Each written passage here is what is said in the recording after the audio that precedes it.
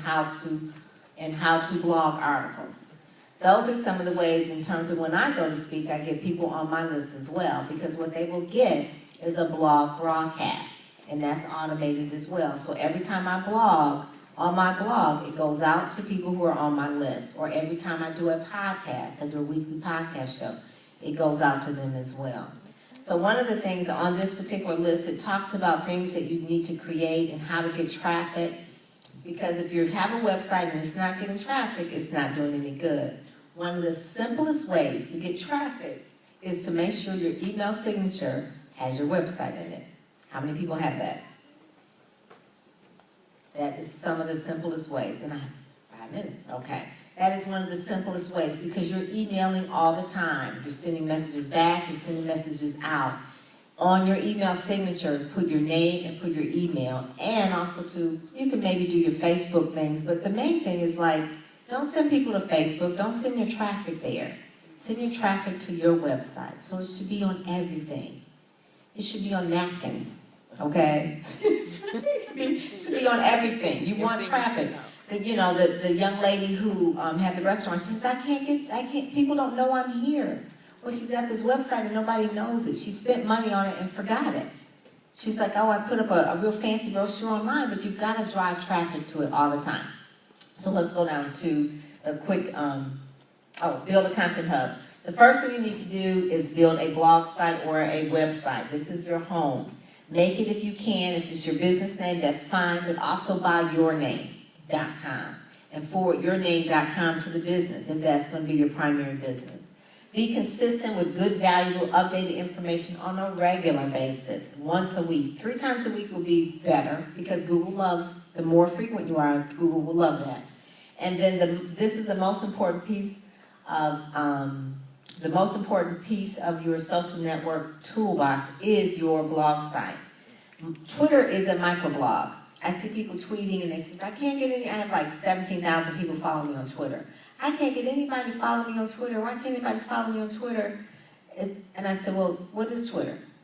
It's a social network. I said, it's a microblog. I said, do you have a blog? No. Oh, so what are you sharing?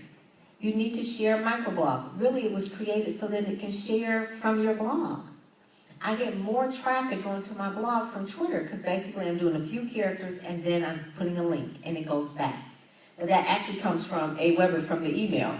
When we actually do Aweber, it actually goes out to our Twitter account. So that's really the most important part.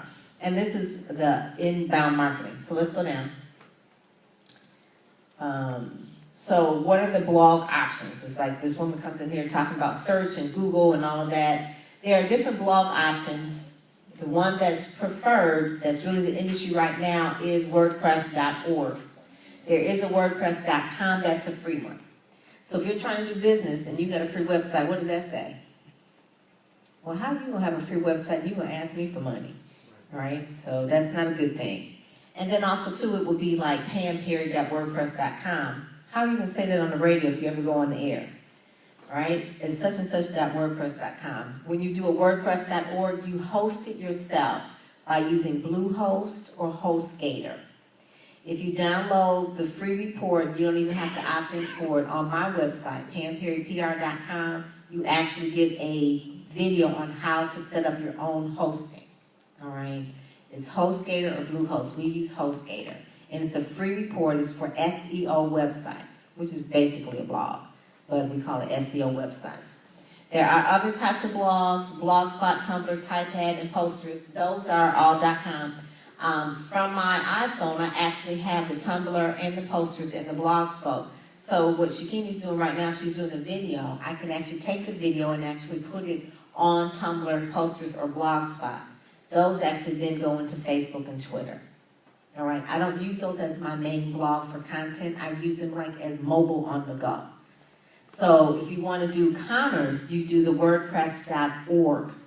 Those are the ones that you would use. Those are the ones that Afterprice has. That's a self-hosted blog with you owning your own domain. Don't ever go to any of those sites just so that you can know, like, where we do everything for you. We host it for you. We buy your domain for you.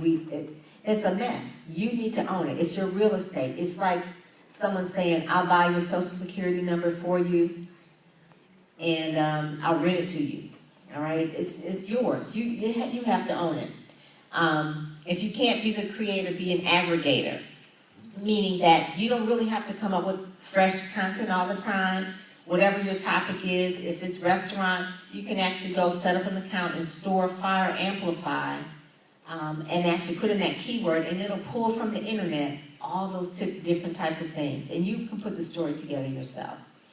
I'm kind of moving on fast, so let's go. Social networks, again, the centerpiece is the blog. How does PR work with that? PR web is one of the things that we call SEO press releases.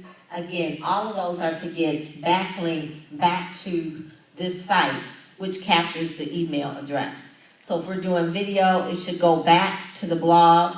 If we're doing a slide share, which is a PowerPoint, it points it back to the blog.